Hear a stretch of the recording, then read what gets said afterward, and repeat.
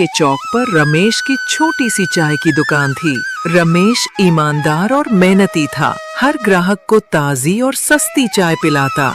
उसी चौक पर हरि नाम का किराना दुकानदार भी था, जो थोड़ा लालची था। वजन में कम, दाम में ज्यादा और माल में मिलावट करना उसकी आदत थी। एक दिन गांव में अफवाह फैली कि शहर से एक बड़ा व्यापारी आने वाला है, जो यहाँ से मसाले खरीदकर अच्छे दाम देगा। हरि के मन में लालच आ गया। उसने रातों रात अपने मसालों में रंग और बुरादा मिला दिया, ताकि मुनाफा दुगना हो जाए। सुबह व्यापारी आया, मसाले सूंघे और तुरंत शक हो गया। उसने मसाले लेने से मना कर दिया और चौक पर चाय पीने रमेश की दुकान आ गया। बातचीत में पता चला कि रमेश भी थोड़ी बहुत इलायची, अदरक और मसाले खरीदता है। व्यापारी ने चाय का स्वाद चखा और हैरान रह गया। मसालों की खुशबू बिल्कुल असली थी। व्यापारी ने रमेश से सीधे सौदा कर लिया। अगले हफ्ते रमेश की दुकान में लंबी लाइनें लगने लगीं और हरि की दुकान सुनसान हो गई। हरि पछताता रह गया, पर अब देर हो चुकी थी। मोरल: ईमानदारी का स्वाद देर से सही, मगर हमेशा जीभ और दिल दोनों पर बस जाता है। लालच सिर्फ कड़वाहट छोड़ता है। गांव के चौक के किनारे एक टेढ़ा मेढ़ा बरगद का पेड़ था। उसी के नीचे रोज बैठता था भोलू, अपने पुराने खटारा पकौड़े वाले ठेले के साथ। ठेला ऐसा कि अगर हवा तेज चले तो खुद पकौड़ा बन जाए। ऊपर लटकता टूटा बल्ब, नीचे धुएं से काला पड़ा चूल्हा। सुबह सुबह जब बाकी दुकानदार अपने ठेले सजाते, भोलू बस हाथ जोड़कर आसमान की ओर देखता। भोलू अपने आप से: हे भगवान, आज 2 ग्राहक तो भेज दे। कल के तेल में झींगुर तैरने लगे हैं। हल्का संगीत, पक्षियों की चहचहाहट। भोलू बेसन घोलते हुए बड़बड़ाता: भोलू, तेल पुराना है लेकिन दाम नए हैं। चलो आज भी किस्मत आजमाते हैं। इतने में पीछे से आवाज आई। रमेश, पड़ोसी। अरे भोलू, आज भी बेसन से जादू दिखाने चला है? भोलू सिर खुजाते हुए: जादू तो क्या भाई, आज तो बेसन में खुद आंसू घुल गए हैं। रमेश हंसते हुए: अरे यार, रोज वही पकौड़े, वही स्वाद, जनता ऊब गई होगी। भोलू: अरे भाई, पकौड़े बदलूं या ग्राहक, दोनों ही पुराने हो चुके हैं। रमेश: कुछ नया करना, पनीर पकौड़ा, आम पकौड़ा या फिर कोई फ्यूजन पकौड़ा बना। आजकल लोग अजीब अजीब चीजें खाते हैं। भोलू हैरानी से: फ्यूजन पकौड़ा? वो कौन सा परिंदा है? रमेश: मतलब कुछ हटके, जैसे आइसक्रीम पकौड़ा। भोलू आंखें चौड़ी करते हुए: आइसक्रीम पकौड़ा? भाई तूने रात को सपना देखा है क्या? रमेश मुस्कुराते हुए: हाँ, सपना देखा था, तू करोड़पति बन गया था। भोलू: ओए चल भाग, मेरे ठेले के नीचे से चूहा भी करोड़पति बनने का सपना देखता है। लेकिन रमेश की बात भोलू के दिमाग में अटक गई।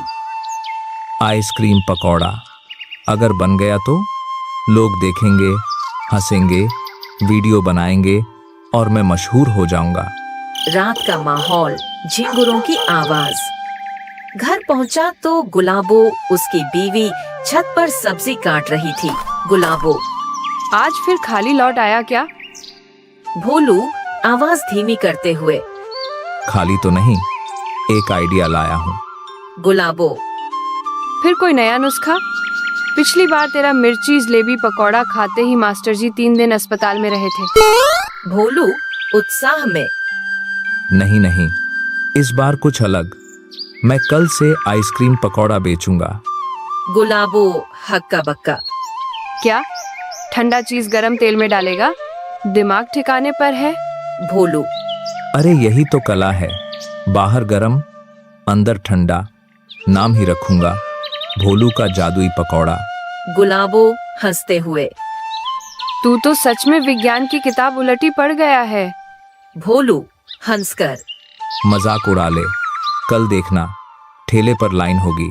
गुलाबो: लाइन तो होगी ही, गांव वाले देखने आएंगे कि पागल ने क्या किया। अगली सुबह का सीन। भोलू सूरज से पहले उठ गया। आंखों में नींद नहीं, जोश था। उसने बेसन घोला, उसमें शक्कर और इलायची डाली। फिर फ्रीजर से एक पुरानी वनीला आइसक्रीम निकाली। भोलू अपने आप से। अब होगा असली तजुर्बा। तेल गरम किया, पहला गोला बेसन में लपेटा और डुबो दिया तेल में। भोलू। बिस्मिल्लाह। छन्नन की आवाज के साथ खुशबू फैली। भोलू ने ताली मारी। भोलू। ओहो, लग रहा है आज गांव में तहलका मच जाएगा। इतने में मुन्ना आया, स्कूल का छोटा बच्चा। मुन्ना। भोलू चाचा, आज क्या पक रहा है? खुशबू तो अलग लग रही है। भोलू गर्व से। बेटा, आज खास पकौड़ा बना हूँ, आइसक्रीम पकौड़ा। मुन्ना हैरान। आइसक्रीम पकौड़ा? ये ठंडा तेल में डाल दिया, फटा तो नहीं? भोलू। फटा नहीं बेटा, फटा तो मेरा पिछला महीना था। तू खा और राय दे। मुन्ना। ठीक है, मैं प्रयोग का पहला शिकार बनता हूँ। भोलू ने प्लेट में रखा। मुन्ना ने एक निवाला लिया। कुछ पल चुप रहा। भोलू डरते हुए। क्यों, मरा क्या? मुन्ना खिलखिलाते हुए। अरे वाह चाचा, बाहर गरम अंदर ठंडा, ये तो मजेदार है। भोलू। बोला था ना, विज्ञान नहीं, स्वाद का तंत्र ज्ञान है। मुन्ना भागा भागा दोस्तों को बुलाने गया। मुन्ना। ए सुनो, चलो चलो, भोलू चाचा के ठेले पर जादुई पकौड़ा मिला है। थोड़ी देर में पूरा मोहल्ला आ गया। लालू काका। भोलू, अब क्या नया प्रयोग कर रहा है? भोलू मुस्कुराते हुए। काका, आज का पकौड़ा दिल से ठंडा, दिमाग से गर्म है।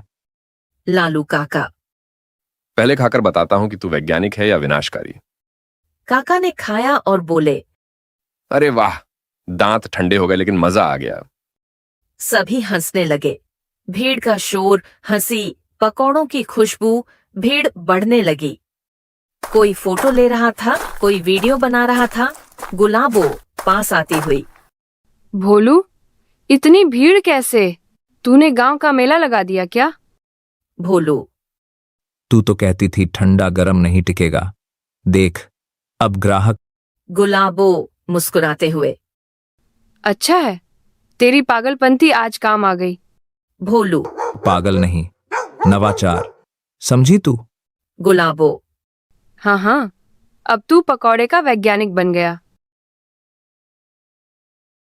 शाम तक ठेला खाली हो गया, एक भी पकौड़ा बाकी नहीं। भोलू घर लौटा, थैला पैसे से भरा हुआ। भोलू खुशी से। देख गुलाबो, आज तो किस्मत गरम तेल में तली गई। गुलाबो पैसे गिनते हुए। इतना मुनाफा? तू तो सच में भोलू नहीं, भोलू भाई अंबानी बन गया। भोलू हंसते हुए। अब नाम बदलूंगा, भोलू रिसर्च पकौड़ा सेंटर। स्लोगन, ठंडा भी गरम और ग्राहक भी नरम। अगले दिन का सीन, नया बोर्ड ठेले पर लगा। भोलू के जादुई पकौड़े, बाहर गरम अंदर ठंडा। लाइन लगी हुई थी। बच्चे, बूढ़े और यहाँ तक कि स्कूल मास्टर भी आए। मास्टर जी। भोलू, सुना है तू विज्ञान में आविष्कार कर दिया। एक पकौड़ा दे, पर बताना कैसे बनता है। भोलू। मास्टर जी, ये सीक्रेट है, वरना आप स्कूल छोड़ के ठेला खोल दोगे। मास्टर जी हंसकर। सही पकड़ा, चल दे एक प्लेट। मास्टर जी ने खाया और बोले। वाह, तू तो स्वाद शास्त्र का पंडित निकला। भोलू। धन्यवाद मास्टर जी, अब मैं गांव का गर्म ठंडा पंडित कहलाऊंगा। धीरे धीरे भोलू के ठेले की चर्चा दूसरे गांवों में फैल गई। गांव वाले। जहां भोलू की खुशबू पहुंचे वहां लाइन लग जाए। एक दिन तहसीलदार साहब भी आए। तहसीलदार। अरे भोलू, तू तो मशहूर हो गया, दे एक प्लेट। खाकर बोले। वाह, ये तो सरकारी स्तर का पकौड़ा है। भोलू मुस्कुराते हुए। साहब, ये मेक इन विलेज प्रोजेक्ट का नमूना है। सभी हंस पड़े। रात को भोलू और गुलाबो घर पर बैठे थे। गुलाबो। भोलू, तेरा पागलपन ही तेरा टैलेंट निकला। भोलू। हाँ, लोग कहते थे मैं फिसड्डी हूं, अब कहते हैं गरम तेल का ठंडा जादूगर। गुलाबो मुस्कुराते हुए। चल, अब एक ठेला और बढ़ा लेते हैं, मैं भी साथ दूंगी। भोलू। वाह, तो अब हम दोनों मिलकर भोलू गुलाबो पकौड़ा पराठ टोटली शुरू करेंगे। दोनों हंसने लगे। अगली सुबह जब सूरज उगा, गांव के हर कोने में खुशबू और हंसी दोनों फैली हुई थी। भोलू ठेले पर बोला, भोलू। आओ भाइयों, आज स्पेशल पकौड़ा, ठंडा दिल गरम जोश। बच्चे चिल्लाए। भोलू चाचा जिंदाबाद। अब जब भी कोई गांव में कहता मेरी किस्मत कब बदलेगी, तो जवाब मिलता, जब तू भी गरम तेल में ठंडी आइसक्रीम डालने की हिम्मत करेगा तब।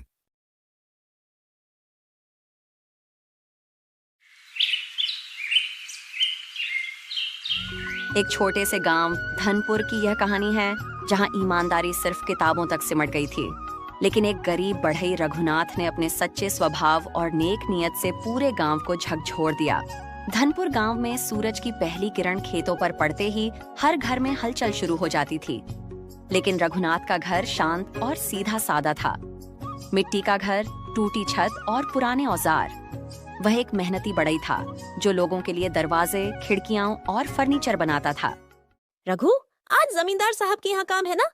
हाँ गौरी, उनके लिए नई चौखट बनानी है। परसों तक बनानी पड़ेगी, वरना पैसे नहीं मिलेंगे। राजू की फीस भी भरनी है इस महीने, बस ईश्वर पर भरोसा है। ठाकुर वीरेंद्र सिंह गांव के सबसे धनी आदमी थे, मगर उतने ही घमंडी भी। जब रघुनाथ उनके घर पहुंचा तो बोले, सुन बे रघु, काम में देर न हो, ये तेरे जैसे गरीबों की आखिरी उम्मीद है। ठाकुर साहब, मेरे हाथ में हुनर है, घड़ी में नहीं। काम समय पर होगा, ईमान से करूंगा। ठाकुर मुस्कुराया, मगर उसमें व्यंग्य था। एक दिन रघुनाथ को पुराने फर्नीचर की मरम्मत करते हुए जमींदार के घर के तहखाने में एक लोहे की संदूक मिली। उसमें लाखों के गहने और पुराने दस्तावेज थे। बाबा, इसे पुलिस को दें या जमींदार को? बेटा, यह हमारा नहीं है, हमें वही करना चाहिए जो सही हो। वह संदूक लेकर सीधे ठाकुर के पास गया। ठाकुर चकित रह गया। तू ये वापस क्यों लाया? क्योंकि मैं बढ़ई हूँ, चोर नहीं। ठाकुर को पहली बार किसी गरीब ने नीची नजरों से नहीं, ईमानदारी से जवाब दिया।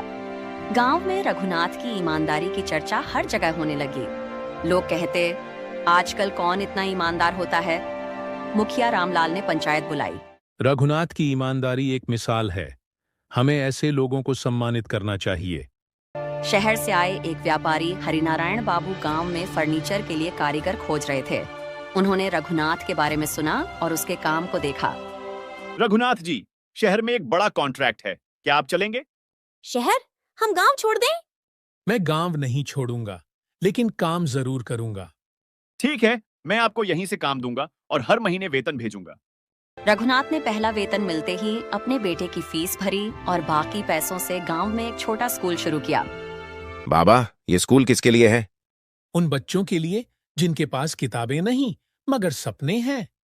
ठाकुर वीरेंद्र सिंह को रघुनाथ की बढ़ती इज्जत से जलन हुई, मगर जब उसने देखा कि गांव के बच्चे पढ़ने लगे हैं और गांव बदल रहा है, तो वह खुद बदला। रघुनाथ, मैं अपने खेत का एक हिस्सा स्कूल के लिए देना चाहता हूँ। धन्यवाद ठाकुर साहब, अब आप असली जमींदार हैं। कुछ सालों में रघुनाथ का नाम पूरे जिले में मशहूर हो गया। एक दिन उसे राष्ट्रपति भवन से पत्र मिला। आपकी ईमानदारी, परिश्रम और समाज सेवा के लिए आपको पद्मश्री सम्मान दिया जाता है। धनपुर अब ईमानदार गांव के नाम से जाना जाता था। वहां के बच्चे कहते, हम भी रघुनाथ चाचा जैसे बनेंगे। राजू अब बड़ा हो चुका था और स्कूल का प्रिंसिपल बन गया था। रघुनाथ अब बूढ़ा हो चुका था, लेकिन उसकी आंखों में चमक और दिल में संतोष था।